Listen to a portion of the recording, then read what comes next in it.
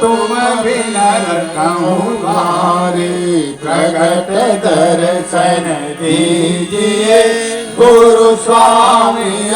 सुन विनती मोरी बलि जाऊं विलंबन कीजिए। गुरु नैन भरी भरी रहता है विभीषण हन छाड़िए। गुरु बारी जय बंद छोड़ तो अब की बंद छुड़ाइए। विविध विभितन भयं व्याकुल बिना देखे अब नारा। तपत तन में उठत ज्वाला कठिन दुख कैसे सहूं। पुण्यव गुण अपराध क्षमा करो अपने पतित विसारी है। यह विनती धर्मदास जन को सत्य पुरुष अवमान्य। नमो नमो गुरुदेव को, नमो कबीर कृपाल, नमो संत शरणागते सकल पाप है जाय। बंदी छोड़ कृपाल प्रभु विघ्न विनाशक नाम। असरत शरण मनो चरणा सद्विधि मंगल धाम। धर्मदास विनय करि बिहसि गुरु पद पंकज कहे। हे प्रभु दयाल दास चितयति गए। आदि नाम स्वरूप शोभा प्रगट भाष सुनाइए। काल दारुण अति भयंकर कीट बीज बनाइए। आदि नाम निरक्षर थिलपति तारणम। प्रगटे गुरु रूप को हंस उबारो। सद्गुरु चरण सरोज सुजय की जय हो। संत समाज की जय हो। भक्त समाज की जय। हमारा प्रथम दिन का प्रथम सत्र अनेक संतों के महंतों के भजन से प्रारंभ हुआ। संतों को दूर से स्वागत करते हुए लाकर के मंच तक विराजमान किए। फिर सद्गुरु कबीर की आरती हुई। उसके बाद आप लोगों ने अनेक संतों और महंतों के भजन श्रवण किए।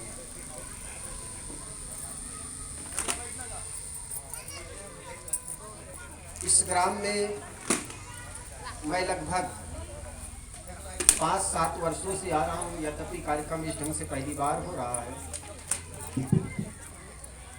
ये कितना उठाना आवाज इनकी ऐसे ही है।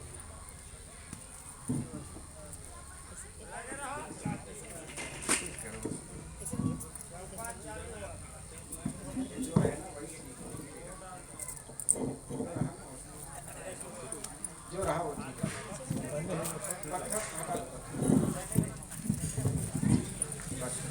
ठीक है। विशेष माइक का ऑपरेटर और माइक की क्षमता इतना ही था।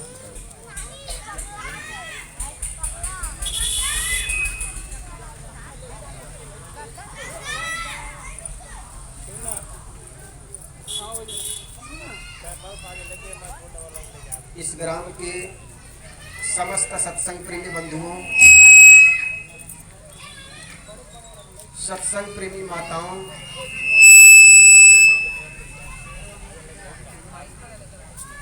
उपस्थित संत समाज, आपके ग्राम में त्रिदिवसीय सत्संग समारोह का आज प्रथम सत्र प्रारंभ होने जा रहा है। और प्रारंभ होने जा रहा है क्या है, हो चुका है। मुझे भी सद्गुरु कबीर के कुछ वचनों के माध्यम से सेवा का अवसर मिला है।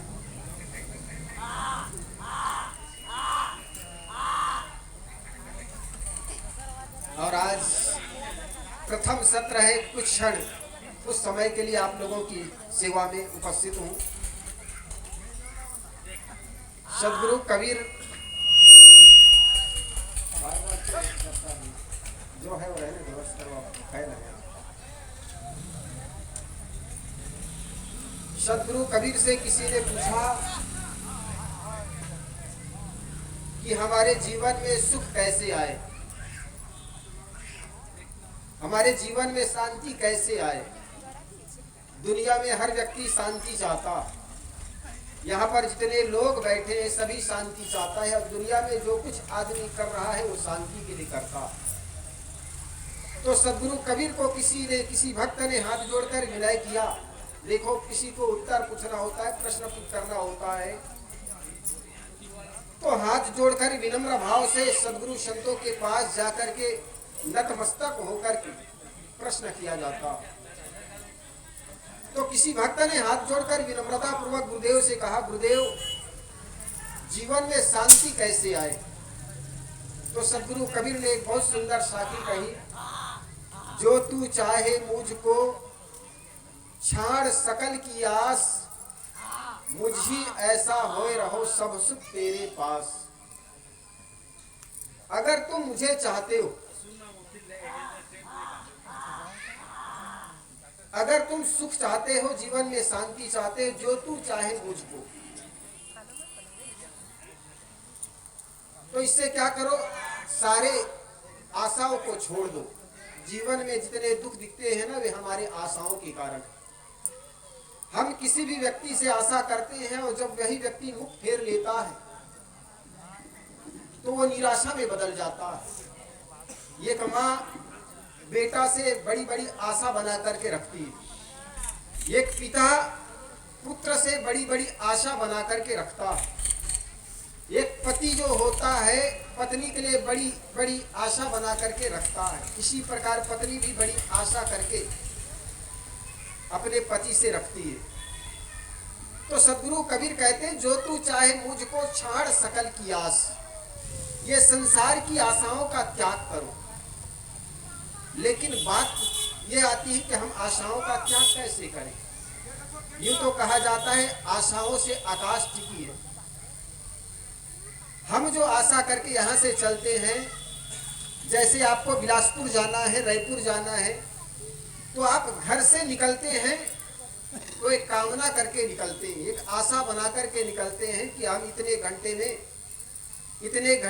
इतने बज कर के समय में हम बिलासपुर पहुंच जाएंगे या रायपुर पहुंच जाएंगे। ये आशा की जरूरत होती। घर से निकलता है आदमी तो आशा करता। सत्संग में आप घर से जब निकले, आपके मन में कई आशा हुई रही होगी कि वहां पर चलेंगे, हमारे रिश्तेदार आएंगे, संत गुरुजनों के सत्संग भी सुन लेंगे और रिश्तेदारियों से भी मिल जाएंगे, रिश्तेदारी भी निभ जाएगी। ये आपकी आशा रही हो। लेकिन सत्संग के प्रति जो आशा है, ये तो शुभ लक्षण है। हर व्यक्ति के अंदर में सद्गुण सदाचार के प्रति आकांक्षा जगनी चाहिए, आशा होनी चाहिए। लेकिन उस आशा में जो कामना छुपी होती है, उस आशा में बड़ी लंबी चौड़ी इच्छाएं छुपी होती है, वही हमारे दुख का कारण होता है। किसी संत ने कहा, हमारे जीवन में जितनी इच्छाएं होगी उतना ही दुख होगा, और जितनी इच्छाएं कम होगी दुख उतना ही कम होगा, और इच्छाएं बिल्कुल नहीं होगी तो जीवन में दुख भी बिल्कुल नहीं होगा। तो आशाएं भी दो प्रकार की होती है, एक तो सकाम आशा और दूसरा निष्काम आशा। हम सत्संग में आते हैं तो सत्संग के प्रति हमारे मन में निष्काम भाव जगे। ये बच्चे आवाज कर रहे हैं, माइक से ज्यादा तो बच्चे आवाज कर रहे हैं, और बच्चे बड़े होशियार होते हैं। एक लड़का का हाथ टूट गया, चौराहे पर उनका अंकल मिल गया। अंकल ने कहा, बेटा ये हाथ कैसे टूट गया? कहे, अंकल गिर गया था। अंकल ने कहा, बेटा दवाई दारू नहीं किए क्या? कहे, अंकल मैंने दोनों किया। कहे, बेटा दोनों कैसे किए, क्या क्या किए? कहे, अंकल हाथ टूटने के पहले दारू किया, टूटा तब दवाई किया। तो बच्चे बड़े होशियार होते हैं। तो बच्चे को शांत कराए तो सत्संग का आनंद आता है। आज तो प्रथम सत्र है, और प्रथम सत्र अगर प्रारंभ भी हो गया तो अच्छी बात है। ये तो हमारे इस घर के रमेश जी के अशोक जी, अशोक जी कह रहे थे गुरु जी आज का सत्र तो खत्म कर देते हैं, कल प्रारंभ करेंगे। हमने कहा कम से कम दीपक जला लो, प्रारंभ हो जाएगा। और प्रारंभ हो जाएगा तो फिर कल का संपन्न बहुत अच्छे ढंग से होगा। तो आज का कार्यक्रम इसीलिए प्रारंभ कर दिए, दीप प्रज्वलन कर दिए। जितने आए अच्छा, नहीं आए वो भी अच्छा। जीवन का चरम लक्ष्य होता है हर व्यक्ति की हमारे जीवन में शांति आए। लेकिन बात यह है, सोचने जैसी बात यह है कि शांति किसको है, किनके जीवन में शांति है। देखो प्रयागराज भी आदमी शांति और मुक्ति के लिए दौड़े गए। कल परसों मौनी अमावस्या के दिन वहां पर कम से कम 30 लोग दबे गए, कुचले गए। वे लोग भी शांति की आकांक्षा के लिए गए थे, परम शांति के और मुक्ति की आकांक्षा लेकर के गए थे। क्योंकि शास्त्रों में उनकी महिमा गाई गई है, शास्त्रों में बड़ी बड़ी महिमा गाई गई है। पंडितों के द्वारा शास्त्रों को पढ़ करके ये बताए गए और लोग दौड़े चले गए। करीब 10 करोड़ लोगों की भीड़ थी वहां पर। और इतनी बड़ी भीड़ में इतनी हादसा हो जाना कोई बड़ी बात नहीं, हो जाता, हादसा हो जाती। तो वे लोग भी शांति के आकांक्षा को लेकर गए थे कि मुक्त हो जाएंगे, दुखों से मुक्त हो जाएंगे, जीवन में शांति आ जाएगी। लेकिन प्रश्न यह है कि किसके जीवन में शांति है। आदमी सुख खोजते खोजते जीवन सुख जाता, लेकिन ऐसा लगता है जीवन में सुख आया नहीं। सदगुरु कबीर ने कहा, तुम खोज रहे हो वन में गिरी गौहर के कंदर में, पर पता नहीं तू पाया वह है तेरे अंदर में। जिसको तुम बाहर खोज रहे हो, साहब कहते वो बाहर है नहीं, वह तेरे ही अंदर में। एक सन्यासी था, शिव का उपासक था, और महापुरुषों के नाम पर आप जानते हैं आदमी अपनी आदत को तो आदमी सुधारता नहीं, लेकिन भगवान को भी बदनाम कर जाती है। वो शिव उपासक था, गांजे का दम लगाया करता था। वो डमरू बजाता था, एक डमरू था उनके पास। जब डमरू बजाते 8-10 सत्संगी इकट्ठे हो जाते, तब वे कोई ज्ञान चर्चा नहीं करती, बल्कि गांजे का दम लगाते। वो जो डमरू बजाते वो डमरू सोने का था। आवाज क्यों कर रहे हैं भाई? ऐसे लोगों को मजा थोड़े आता है सत्संग में, वो जानता है महाराज लोग कहेंगे। तो वो डमरू बजाते 8-10 सत्संगी इकट्ठे हो जाते, फिर गांजे का दम लगाते।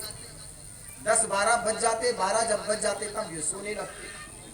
एक दिन चोर निकला, चोर ने देखा डमरू सोने का है, और ये डमरू हाथ लग जाए तो वर्षों का खर्चा निकल जाएगा। तो हाथ लगे तो लगे कैसे? तो चोर बड़े होशियार था। वे जाकर गुरुजी से कहे, गुरुजी मैं आपका शिष्य बनना चाहता हूँ, मैं संन्यास लेना चाहता हूँ और जीवन के परम लक्ष्य को प्राप्त करना चाहता हूँ। संत ने कहा, बेटा कोई बात नहीं, जीवन का परम लक्ष्य शांति को पाना है, और तुम जीवन में त्याग को ग्रहण करके, वैराग्य को ग्रहण करके जीवन के परम लक्ष्य को पाना चाहते हो तो तुम्हारा सौभाग्य है। गुरुजी ने उनको शिष्य बना लिया। अब शिष्य बनने के बाद वो चोर तो जल्दी सो जाते, गुरुजी कुछ लेट से सोते, देरी से सोते, करीब 11-12 बजे। और गुरुजी जब देरी से सो जाते तो चेला राम उठ करके डमरू का खोज खबर लेता, क्योंकि डमरू के लिए चेला बना हुआ। वो सोचते गुरुजी डमरू कहाँ पर रखा है। पूरी रात खोजता, कभी गुरुजी के तकिया खोजता, बिस्तर खोजता, कोट कमीज झोली, लेकिन डमरू मिलता नहीं था। ऐसे खोजते खोजते 2 महीने बीत गए, डमरू मिला नहीं। चोर तो थक गया, और एक दिन प्रातः काल उठ करके गुरुजी से हाथ जोड़कर कहने लगा, गुरुदेव मैं अब सत्य बात बता देना चाहता हूँ। सत्य यह है कि मैं आपका चेला नहीं हूँ, सेवा करने के लिए चेला नहीं बना हुआ हूँ। गुरुजी ने कहा, बेटा फिर मेरे पास रह करके 2 महीने से सेवा क्यों कर रहे हो? उन्होंने कहा गुरुजी अब मुझे डमरू की जगह नहीं चाहिए, बल्कि अब मुझे डमरू नहीं चाहिए बल्कि डमरू की जगह बता दीजिए कि डमरू कहाँ रखते, मैं डमरू का चेला बना हुआ। गुरुजी ने हंसते हुए कहा बेटा मैं जानता हूँ तुम मेरे चेले नहीं बल्कि तुम डमरू का चेले बने हुए हो, इसलिए जब मैं सोता था तो सोने के पहले तुम्हारी झोली में ही डमरू रख करके मैं सोता था। उस चोर ने माथा ठोक लिया कि 2 महीने से गुरुजी मेरी ही झोली में डमरू रख करके सोते थे, लेकिन मैं सदा खोजता रहा गुरुजी के तकिया बिस्तर झोली कोट कमीज। तो चोर माथा ठोक लिया। ठीक हमारे साथ भी यही घटना घटती है। हम भी बाहर खोजते रहते हैं, हम भी शांति को बाहर खोजते हैं, भगवान को बाहर खोजते हैं, लेकिन सदगुरु कबीर ने कहा जोगी पड़े वियोग कहे घर दूर है, पास ही बसत हजूर टोकस चहत खजूर है।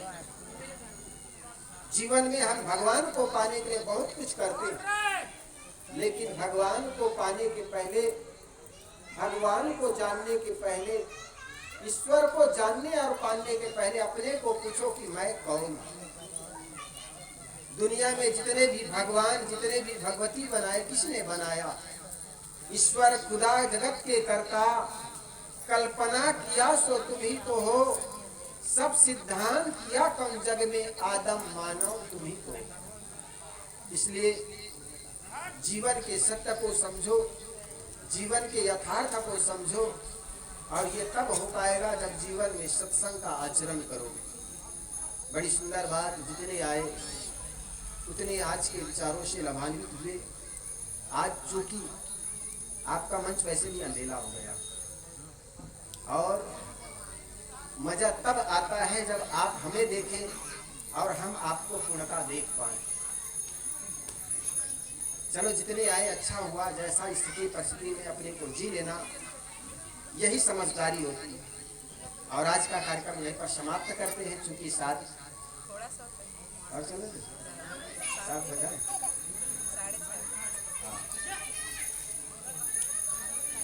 देखो ज्ञान की खजाना तो निकलता तब है जब आपके चेहरे में मुस्कान हो, हम बोलते रहे।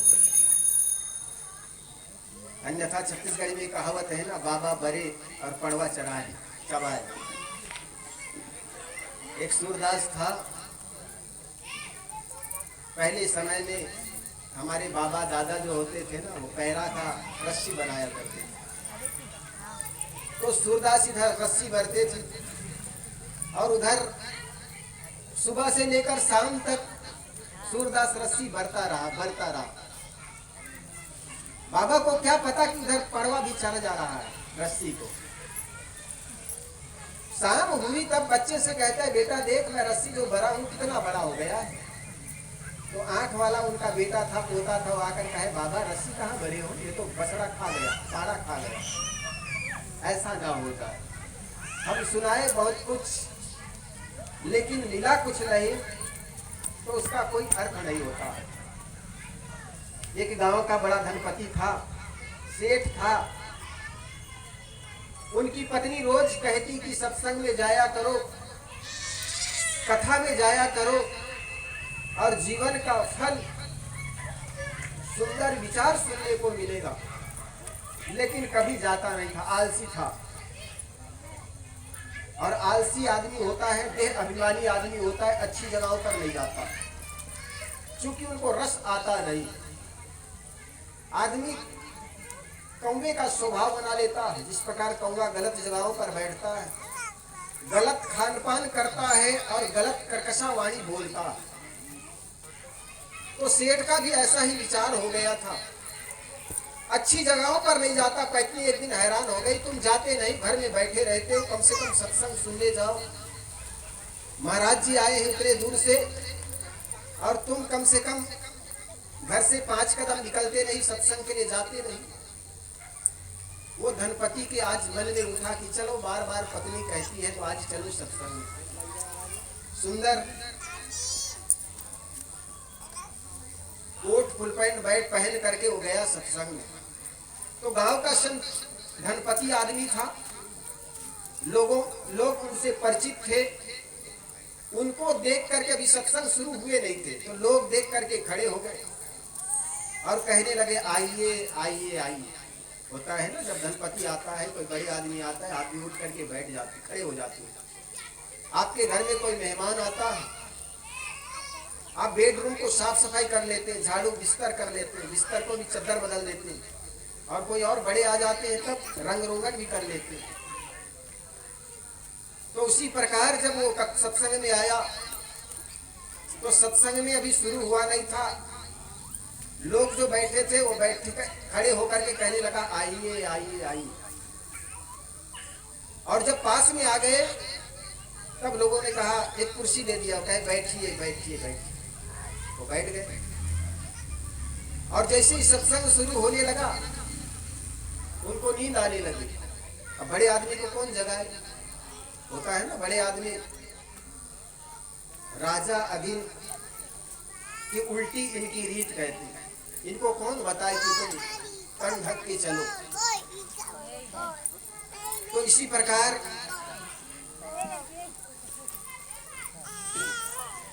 वो सेठ जब आया तो लोगों ने खड़े होकर के स्वागत किया, आइए आइए बैठिए, कुर्सी दिए, बैठिए बैठिए।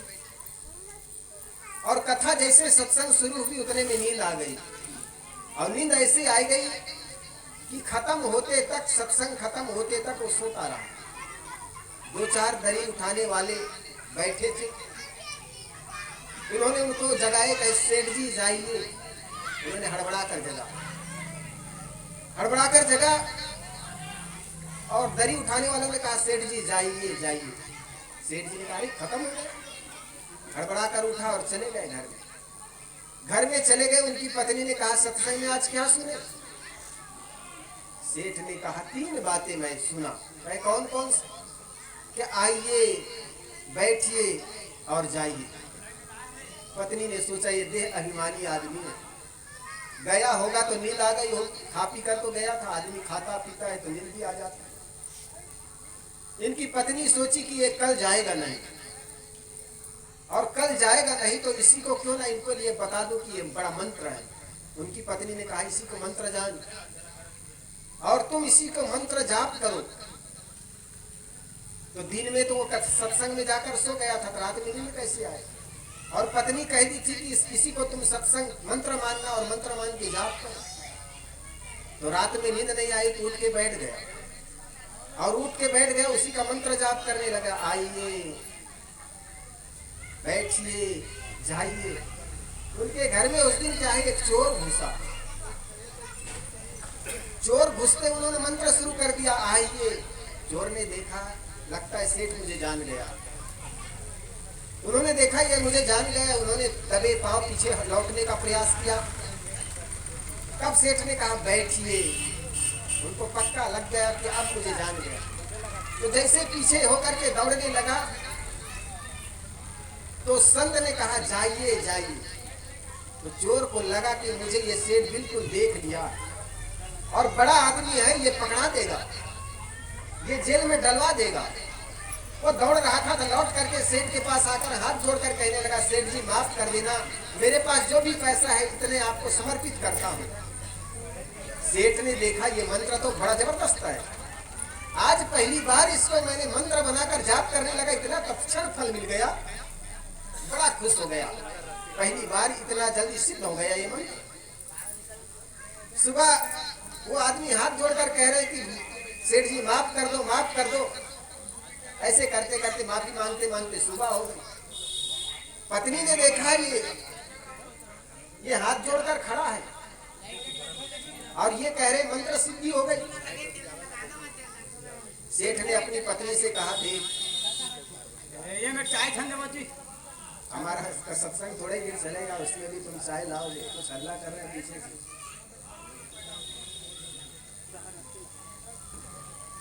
सत्संग बड़े शांत जगह पर हो और शांत बैठे तब आनंद आता।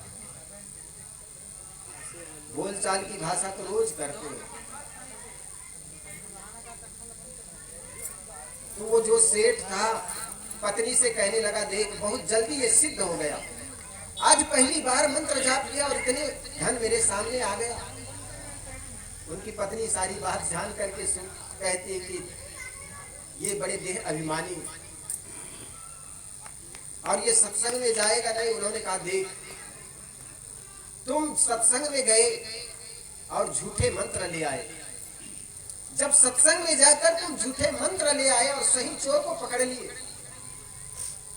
तो सत्संग में तुम अच्छे मन से जाते और अच्छे मंत्र लेकर आते तो तुम्हारे अंदर के काम क्रोध लोभ ये चोर को तुम पकड़ लेते। हमारे मन में भी काम क्रोध लोभ और मोह ये चोर है और इसी चोर के चलते हर आदमी दुखी है। गांधी जी ने कहा कोई भी चीज जब उठाते हो किसी मालिक को बिना बताए तो वो चोरी होती है और आदमी का जब स्वभाव बन जाता है तो छोटी छोटी चीजों को चोरी करने से शुरू करता है।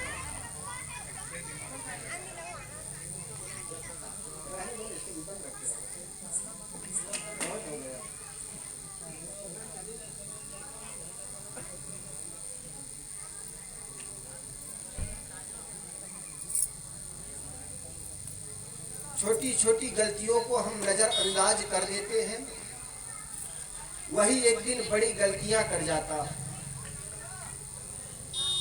और जो आदमी छोटी छोटी गलतियों पर ब्रेक लगाना शुरू कर देता है वो एक दिन महान आदमी बन जाता है। गांधी को किसी ने पूछा, न तो आप दिखने में इतना सुंदर हैं, न आपकी वाणी में कोई कलाबाजी है, लेकिन क्या कारण है कि दुनिया के लोग आप में लट्टू बने हुए हैं, आपकी ओर खींचे चले जा रहे हैं।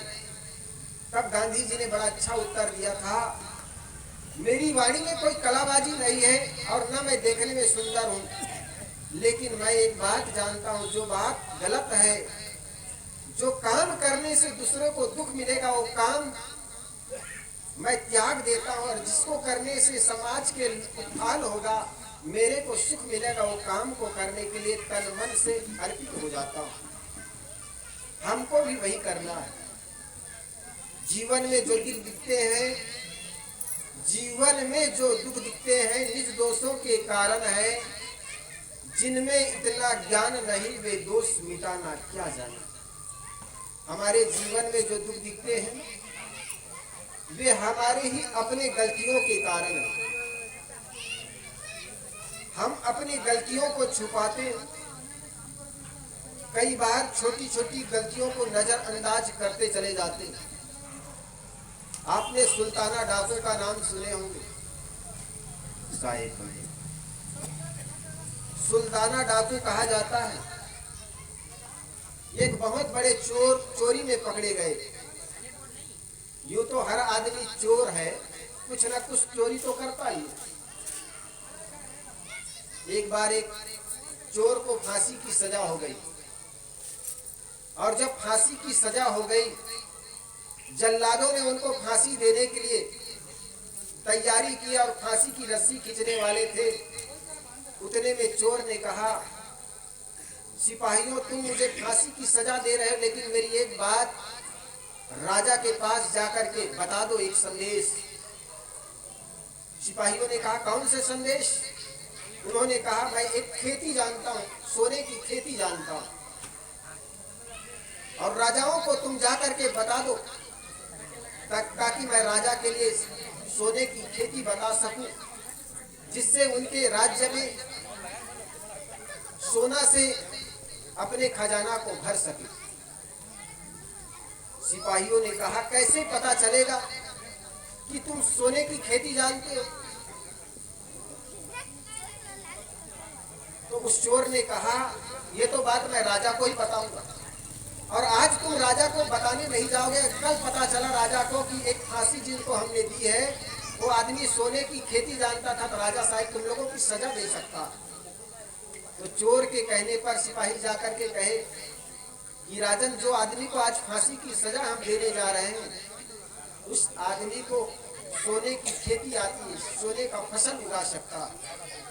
राजा के मन में जिज्ञासा हुई और उनकी फांसी की सजा को रोकवा कर कहा, उनको सामने हाजिर करो। उस चोर को बुलाया और चोर को बुला करके कहा, रे बता, तुम सोने की खेती तुम्हें करने आता है? चोर ने कहा, हुजूर मैं सोने की खेती करना जानता हूँ। सोने की थोड़े थोड़े एक बीज पैदा कर दो, एक बीज बनाकर मुझे दे दो और मुझे 2 महीने का समय दो। मैंने उस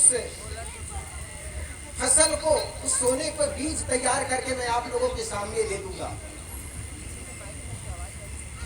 चोर की बात सुन करके राजा ने कहा, भाई इनको 2 महीने का समय दे देते हैं, क्या फर्क पड़ता? अगर इनको सोने का फसल पैदा करने आ जाता है तो बड़ी अच्छी बात है, हमारे खजाना में सोने की कमी नहीं रहेगी। उनको कहा जाता है 1 किलो सोने नाप करके दिया और उसको 1-2 महीने का समय दिया गया, एक कमरा दिया गया। जैसे उनके शर्त के मुताबिक 2 महीने हो गए, उन्होंने सोने के छोटे छोटे टुकड़े बना करके, बीज बना करके 2 महीने में तैयार कर दिया। 2 महीने पूरे हो गए। राजा ने कहा, उस चोर को जिसको फांसी होनी थी जाकर बताओ, लाओ, उनको 2 महीने पूरे हो गए उनके शर्त के मुताबिक। सिपाही जाकर के उनको राजा के सामने प्रस्तुत किया और चोर ने हाथ जोड़ करके कहा, राजन मैंने सोने की बीज तैयार कर दी है, लेकिन उस बीज को लगाने के लिए एक शर्त है। राजा ने कहा, कौन से शर्त? कहे, सरकार ये बीज का रोपण वो व्यक्ति करे जिन्होंने जीवन में कभी चोरी ना किया हो। चोर ने क्या कहा, एक शर्त रखा, ये सोने का बीज मैंने तैयार कर दी हूं, लेकिन ये बीज का रोपण जमीन के अंदर रोपने का काम वो आदमी करे जो जीवन में कभी चोरी ना किया हो। राजा बड़ा खुश हुआ। उन्होंने कहा, मेरे बहुत बड़ा मंत्री है, उन्होंने जीवन में राजकोष का कभी चोरी नहीं किया, उनके हाथ से हम लगवा देते हैं। राजा ने मंत्री को बुलाया, मंत्रीवर तुम्हारी आज आवश्यकता है। मंत्री ने कहा, राजन क्या आवश्यकता पड़ गई? कहे, ये चोर ने सोने का बीज तैयार किया है, ये तुम्हारे हाथों से रोपण हो जाए। चूंकि ये शर्त है कि जो आदमी जीवन में कभी चोरी नहीं किया है उनके ही हाथों से रोपण किया जाए, तब वो पेड़ बन करके सुंदर सोने का बीज पैदा होगा। मंत्री इतना सुन करके, ये शर्त सुन करके तो सिर झुका दी, क्योंकि कहीं न कहीं मैं भी चोरी किया हूं। उनके मन में हुआ कि मैंने तो चोरी की, राजन ये मेरे बस की बात नहीं। जब मंत्री ने कहा कि तुम्हारे बस की बात नहीं, फिर कौन करेगा? तब मंत्री ने कहा, राजन ये तो आप ही कर सकते हैं। राजा ने कहा कि मैं भी कैसे कर सकता हूं, क्योंकि मैं भी जब छोटा था तब पिताजी जब राजकाज करते थे 2 पैसा मैं भी कभी निकाल लिया। राज्य में ऐलान किया कि जीवन में जो आदमी कभी चोरी नहीं किया है वो आदमी इस बीज का रोपण कर सकता है, वो आए उसको इनाम दिया जाएगा। लेकिन राज्य में कोई आगे आया नहीं। जब कोई आया नहीं तो राजा के सामने हाथ जोड़कर चोर कहने लगा कि राजन, जब इतने बड़े राज्य में सभी लोग चोर हैं, कुछ ना कुछ चोरी किया है, तो मुझे ही केवल फांसी की सजा क्यों दी जा रही है? हर आदमी चोर है। कभी छोटे थे, स्कूल जाते थे, बच्चों के कलम चुरा लिए। सुल्ताना डाकू का मैं नाम बता रहा था। सुल्ताना डाकू जब स्कूल जाता, कभी किसी का पेंसिल चुरा लेता, पड़ोस में किसी का मुर्गी का अंडा चोरी कर लेता, माँ उनको शाबाशी देता। माँ का बहुत बड़ा योगदान होता है। एक पुत्र को जन्म देती है, जन्म देने के साथ सर्वाधिक समय बचपना में बेटा माँ के साथ रहता है और माँ का चलना फिरना, उठना बैठना बच्चे के लिए बहुत बड़ा संस्कार दे जाती है। और माँ बच्चे को, पिता तो बाद में देखता है या संस्कार देता है, लेकिन माँ अपने कोख में रख करके बेटा को संस्कार देना शुरू कर देती है। और इसीलिए कहा जाता है कि अगर बेटा, माँ गर्भवती हो, ऐसे समय में सत्संग कथा सुने तो बच्चे पर बड़ा अच्छा प्रभाव पड़ता है। और इसका इतिहास हमारा उदाहरण है। अभिमन्यु जब मां के गर्भ में, यशोधरा के गर्भ में था, तभी अभिमन्यु ने सप्तभेदी चक्रव्यूह का जो ज्ञान है उसको ग्रहण कर लिया था। इससे पता चलता है कि बच्चे जन्म के बाद पिता से सीखता है, लेकिन जन्म लेने के भी पहले मां के गर्भ में रहते रहते बच्चा सीखना शुरू कर देता। तो सुल्ताना डाकू जब छोटा था, वो किसी के घर में जाता, कभी मुर्गी चोरी करके ले आता, कभी अंडा चोरी करके ले आता, स्कूल जाता, किसी की पेंसिल चुरा लेता और चोरी करके लाता, तो माँ उनके पीठ को थपथपाते हुए शाबाशी देती कि बेटा खुश रहो, शाबाश। वही बेटा धीरे धीरे बहुत बड़ा चोर हो गया। सरकार की ओर से उनको फांसी की सजा सुनाई गई, और जब फांसी की सजा सुनाई गई तो सुल्ताना डाकू को जज ने कहा, बता तुम्हारी अंतिम इच्छा क्या है? मरने वालों की अंतिम इच्छा पूछी जाती है। तो जज ने कहा, तुम्हारी अंतिम इच्छा क्या है? तो सुल्ताना डाकू ने कहा कि सरकार, मैं अपनी मां से मिलना चाहता हूं। जज ने सुना ये बात तो बड़ा उनके मन में खुशी हुई कि एक लड़का फांसी की तख्ते पर चढ़ने वाला हो और इस क्षण अपनी मां को याद कर रहा है, कितना प्रेम करता है। सुल्ताना डाकू के बारे में जज ने सोचा, ये आदमी अपनी मां से कितना प्यार करता है। उनको उनकी मां बुलाई गई और मां जब सामने आकर के खड़ी हुई तो सुल्ताना डाकू ने आओ देखा न ताओ दौड़ करके अपनी दांतों से मां का नाक काट लिया। सिपाहियों ने कहा, अरे तुम मरते समय फांसी में चढ़ने वाला हो, फिर भी ये क्या किया आपने? माँ से प्यार करने के बजाय तूने माँ की नाक काट ली। तब सुल्ताना डाकू ने कहा, सरकार, मैं आज बहुत बड़ी चोरी करके ये फांसी की तख्ते पर चढ़ने वाला हूँ ना, या चढ़ाए जा रहे हैं आज मुझे, तो ये माँ के चलते हैं।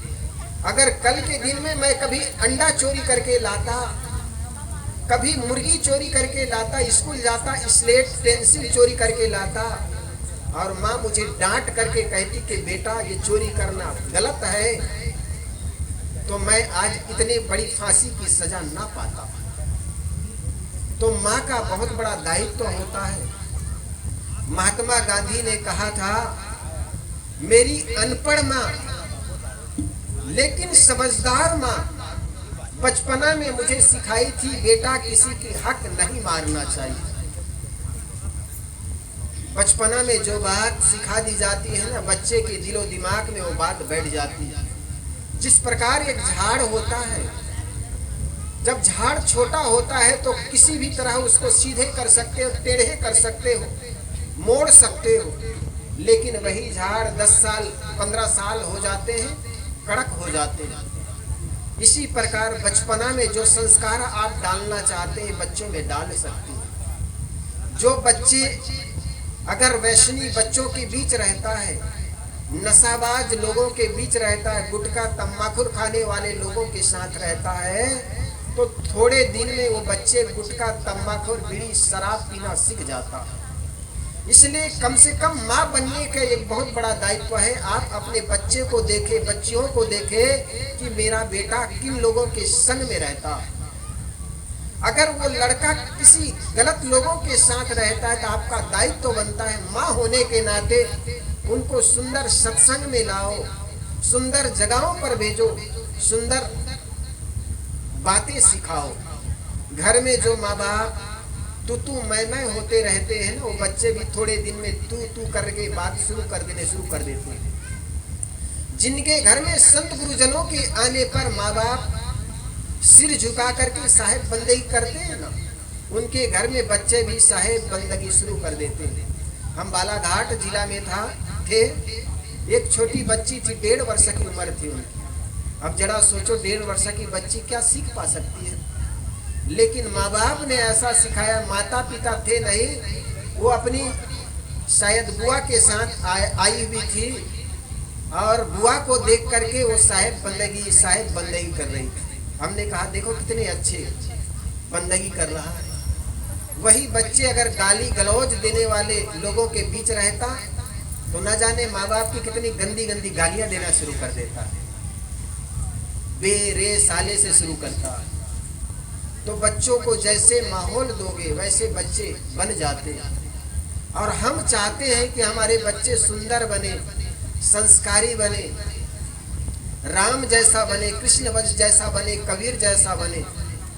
ये तो तब होगा जब हम अपने बच्चों पर निगरानी रखेंगे। जो माँ बाप ये कहते हैं कि बच्चों को संस्कार देने के लिए या उनको देखने के लिए हमारे पास समय नहीं है, वो बच्चे एक दिन अपने माँ बाप को भी समय नहीं देते हैं। जब बच्चों के लिए समय ना हो तो वो बच्चे बड़े हो जाएंगे तो आपके लिए भी समय नहीं निकाल पाएंगे। एक राजस्थान में भरतपुर एक बहुत मशहूर जगह है। भरतपुर में एक टीचर था और टीचर की पत्नी, मास्टर और मास्टरिन, घर में दो ही लोग थे। उनके दो बेटा हुआ। मास्टर मास्टरिन दोनों नौकरी में, धन दौलत की कोई कमी नहीं। माँ बाप ने बच्चे को जैसे ही पैदा हुए तो दाई के हाथ में सौंप दिया। अब दाई उसकी सेवा करती। शाम को माँ आती तो थोड़ा से पास में रख लेती, लेकिन अधिकतर समय वो पैकेट दूध पिलाती, बोतल से दूध पिलाती दाई। बच्चे अपने अधिकतर समय दाई के पास बिताया। बच्चे और बड़े हो गए, पढ़ने लिखने लग गए तो हॉस्टल में डाल दी। माँ बाप भी सोचे कि बच्चों के लिए कमा रहे तो अच्छे शिक्षा दे। देखो आज के समय में यही बहुत बड़ी कमी है। माँ बाप सोचते हैं कि बच्चे को पढ़ाएंगे लिखाएंगे, नौकरियां लगेंगी और नौकरी लग जाएगी तो पैसे कमाने की मशीन बन जाएगा। हर माँ बाप की एक सोच होती है। लेकिन दूसरी ओर दीक्षा के बारे में नहीं सोचते, कि संस्कार के बारे में नहीं सोचते, बच्चों में अच्छे संस्कार भी डाला जाए। तो मास्टर मास्टरनी जैसे बच्चे पढ़ने लग जाए तो हॉस्टल में डाल दिया। बच्चे अपनी पढ़ाई के अनुसार, अपनी योग्यता के अनुसार पढ़ लिख करके नौकरी लग गई। एक लड़का अमेरिका चला गया और दूसरा कनाडा में शिफ्ट हो गए। बच्चे जब नौकरी में शिफ्ट हो गए 10-15 साल तो माता पिता भी नौकरी करते रहे।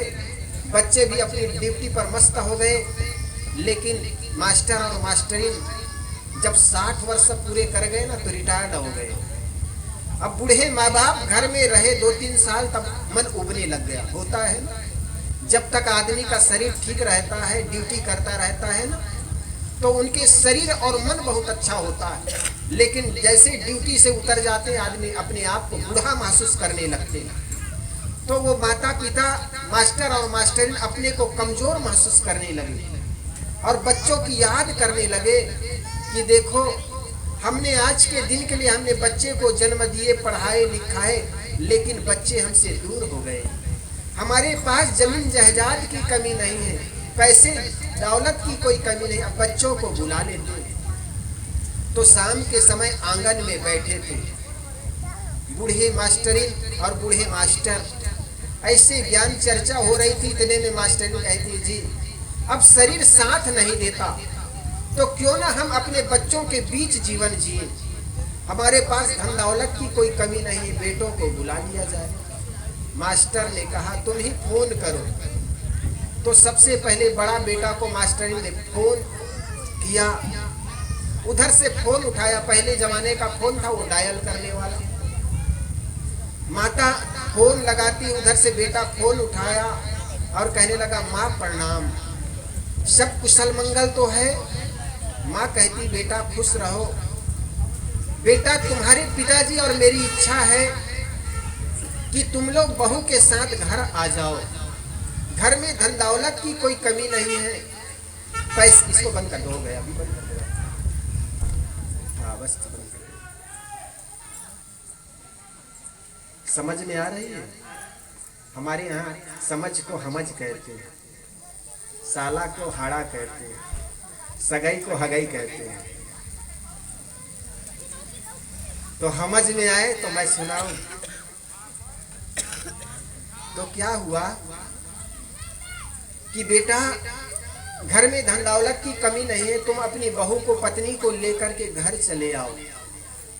लड़का कहता है माँ, धन दौलत कमाने की एक उम्र होती है और अमेरिका में जो डॉलर है वो भारत में कहाँ, मैं आ नहीं सकता हूँ।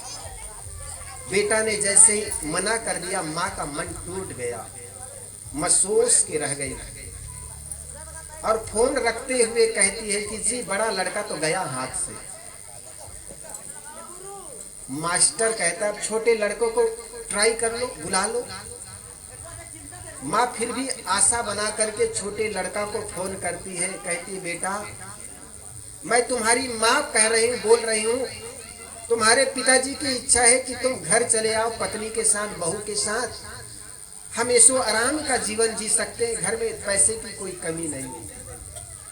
ये सुन करके बेटा कहता है माँ भले धन दौलत की कोई कमी नहीं है, लेकिन पैसे कमाने की एक उम्र होती है, ये उम्र चली जाए तो पैसे कैसे कमाएंगे, इसलिए मैं भी आ नहीं सकता। ये बात सुन करके माँ का मन तो एकदम टूट गया। माँ को पुत्रों की याद आती है, भले पिता को ना आए, पिता को भी आता है। वो पिता जिन्होंने कंधे में रख करके बैठा करके पुत्र को दुनिया दिखाया हो, पिता कैसे भूल जाएंगे, वो माँ कैसे भूल जाएंगे जिन्होंने सीने में सुलाकर स्तनपान अमृत कराई। लेकिन बेटा भूल जाता। माँ रोज के शाम को बेटा को फोन करती, लेकिन बेटा कभी फोन उठाता, कभी नहीं उठाता, और कभी उठाता तो कहे माँ बहुत व्यस्त हूँ व्यापार में, होता है ना ऐसा। माँ का मन होता है बेटा एक शब्द तो बोल कि माँ कैसे हो, इसके लिए तरसती। माँ कभी तरसती ये नहीं कि बेटा पैसा नहीं भेज रहा है, माँ इसलिए नहीं तरसती कि मेरा इलाज नहीं करा रहा है, माँ इसलिए तरसती बेटा एक शब्द तो बोल ले। माँ के मन में बड़ी पीड़ा होती। ऐसी इसी चिंता में माँ को एक फालिस मार गया। फालिस जानते, लकवा, और माँ को लकवा मार गया। ऐसे साइलेंट लकवा मारा कि माँ बिस्तर से उठ नहीं सकती। पिता ने फोन किया लड़कों को, बेटा कम से कम तुम लोग आकर के अपनी माँ को संभालो। तो लड़का ने एकदम हाथ झटक दिया, पिताजी हम आ नहीं सकते। माँ चिंता से मरी जाती, बेचारी लज्जा से मरी जाती। माँ सोची थी कि पति मेरे अर्थी होता है ना, हर माँ की आकांक्षा होती, हर पत्नी की आकांक्षा होती कि हमारी अर्थी पति के कंधों में जाए और पति की सेवा करते करते हमारी जान निकल जाए। लेकिन आज पति को सेवा करते बेचारी अंदर से मरी जाती। सुबह उठता, पत्नी की साड़ी ब्लाउज कपड़ा ठीक करता, भोजन तैयार करता, ऐसे करते करते दिन बीतते थे। एक दिन क्या हुआ, पत्नी की पूरी सेवा करने के बाद रात में 10 बजे जाकर के अपने बेड में सोया, बिस्तर में सोया। चूंकि लैंडलाइन का जमाना था तो फोन दूसरी जगह रखा होता था, पत्नी दूसरी जगह सोती थी। कब लड़का का फोन आ जाए, कब बेटा का फोन आ जाए और हम ना उठा पाए, इसलिए पिताजी फोन के पास सोता था। 10 बजे जाकर के सोया, 12-1 बजे अचानक अटैक आया। पिता को इतना साइलेंट अटैक आया कि कहते हैं कि अटैक से उनकी मौत हो गई। अब पति तो अटैक से मर गया और पत्नी की सेवा के लिए सुबह उठ करके वो 5 बजे जग जाता था। पत्नी देखती है आज 6 बज गए, 7 बज गए, पति आए नहीं। कुछ अनहोनी घटना समझ करके बेचारी समझी कुछ हो गया ऐसा लगता, तो अपने को अब उठ करके चल सकती नहीं, बिस्तर में अपने को उछाल करते घसीटते घसीटते पति के बिस्तर के पास गई। पति के पास बिस्तर के पास गई तो पति देव तो चादर तान के सो रहे हैं। अब हाथ से खींच नहीं सकती क्योंकि हाथ उठा नहीं सकती, तो दांत से चादर दबा करके चादर को खींचती। जब चादर को खींची तो पता चला राम नाम सत्य हो गया। पतिदेव भी गए, बेचारी बड़ी दुखी हुई। और अब 11-12 बज गए, मुख सूख गए, पानी देने वाले भी नहीं।